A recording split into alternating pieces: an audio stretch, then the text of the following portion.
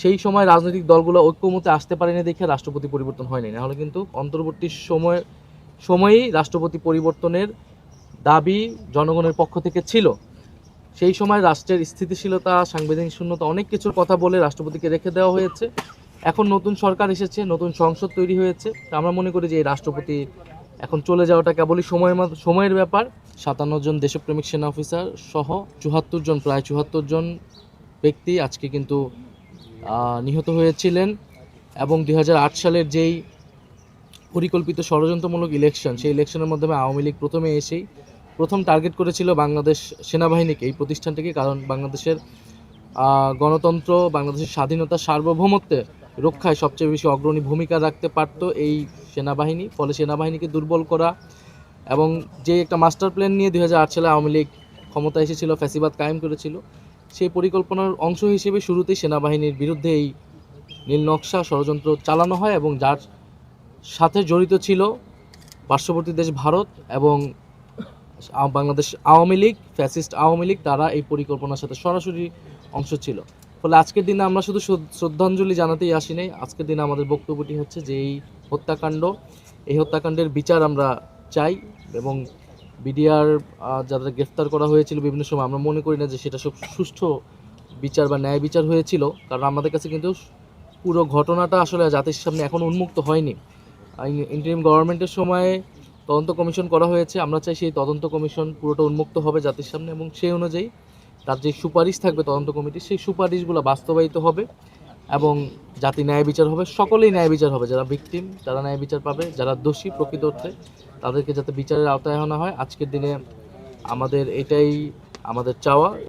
আমরা মনে করি এই প্রথম যে অধিবেশন হবে, সংসদ অধিবেশন, সেই অধিবেশনের আর সবচেয়ে প্রথম কাজটি হবে যে এই যে ফ্যাসিস্ট সময়ের যে রাষ্ট্রপতি, ফ্যাসিস্টের দোসর রাষ্ট্রপতি, তার অভিশংসনের জন্য পদক্ষেপ নেওয়া এবং নতুন সংসদ, জাতীয় সংসদ, সরকারি দল, বিরোধী দল সবাই মিলে এই কাজটি করবে।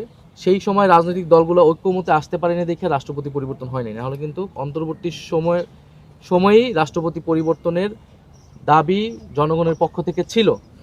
সেই সময় রাষ্ট্রের স্থিতিশীলতা, সাংবিধানিক শূন্যতা, অনেক কিছুর কথা বলে রাষ্ট্রপতিকে রেখে দেওয়া হয়েছে। এখন নতুন সরকার এসেছে, নতুন সংসদ তৈরি হয়েছে, আমরা মনে করি যে এই রাষ্ট্রপতি এখন চলে যাওয়াটা কেবলই সময়ের ব্যাপার।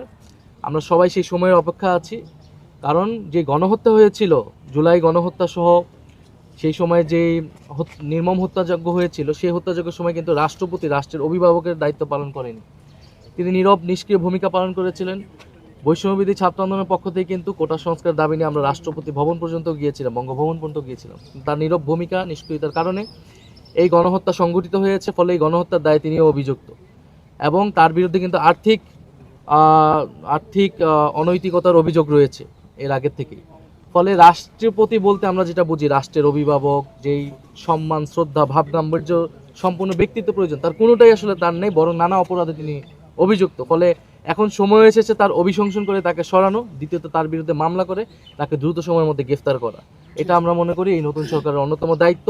এই রাষ্ট্রপতি কিন্তু শহীদ প্রেসিডেন্ট জিয়াউর রহমানের বিরুদ্ধেও আপনার বিরুদ্ধাচরণ করেছে, মানে নেতিবাচক বক্তব্য দিয়েছে, খালেদা জিয়ার বিরুদ্ধে নেতিবাচক বক্তব্য দিয়েছে এবং ফলে আমরা মনে করি যে এই ফ্যাসিস্ট সময়ের চিহ্ন যে রাষ্ট্রপতি, সেই রাষ্ট্রপতিকে দ্রুত সময়ের মধ্যে আসলে গ্রেফতার করা প্রয়োজন।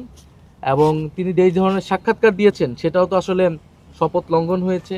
ফলে কোনোভাবেই আসলে এই রাষ্ট্রপতি আর এই দায়িত্বে, এই পদে থাকার আসলে যোগ্য নয়। আওয়ামী লীগ আসলে আইনগতভাবে এখন নিষিদ্ধ, তার কার্যক্রম নিষিদ্ধ।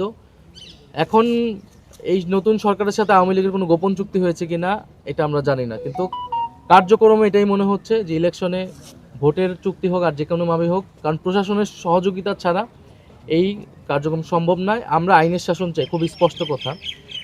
যদি আইনের শাসন ব্যত্যয় সরকারের পক্ষ থেকে ঘটে, আইনগতভাবে নিষিদ্ধ সাথে সরকার যদি সেটার প্রশাসন যদি সেটা অফিস খোলার বা কার্যক্রম করার সুযোগ সুবিধা করে দেয়, তাহলে জনগণের পক্ষ থেকে আমাদের প্রতিরোধের ডাক দিতে হবে। এটা আমরা বলেছি, আমরা অপেক্ষা করছি সরকার কি আইনের শাসনের পক্ষে যাবে নাকি সরকার আরও একটি গৃহযুদ্ধের পরিস্থিতি তৈরি করতে চায়। মিল্ক ক্রিম আর এক্সাইটিং ফ্রুট ফ্লেভারে তৈরি হুররে ওয়েফারের মানচি টেস্টে আপনিও বলবেন টেনশন দূর রে, হয়ে যাক হুররে।